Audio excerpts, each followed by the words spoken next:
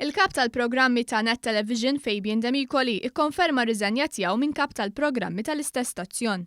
Dan ifisser li għal darb oħra sorsi tal-istess gazzetta Kull캐dd mill-qalba tal-Partit Nazzjonalista kienu korretti.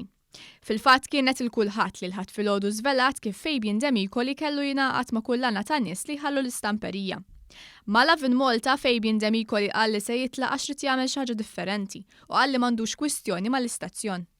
Fil-fatt fl-istorja żvelata l-ħadd intqal li Demicoli fittex opportunitajiet ġodda frott l-inċertezza li tirrenja l-istamperija u bħalu din jagħmlu wkoll numru ta' ħaddiem oħra. Mal-Partit Nazzjonalista kien ilu jaħdem 5 snin, l-ewwel bħala kap tal-Kamra tal-Aħbarijiet u eventwalment bħala kap tal-Programmi. Fl-ewwel kariga kien ħatru l-ex kap Simon Busuttil u fit-tieni waħda kien ħatru l-kap ta' bħalissa Adrian Delija, wara l-ex kap eżekuttiv Pierre Portelli rid kap tal-Aħbarijiet ġdid.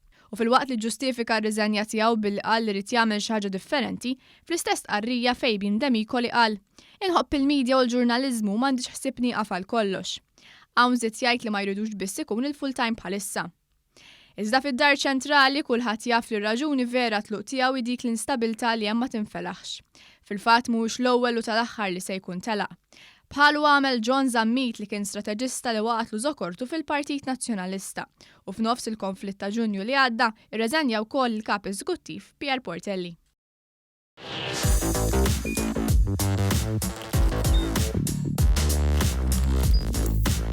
Idħol fuq one.com.mt u hemmhekk tista' tara l-programmi kollha li jxandru fuq One permezz ta' One Play.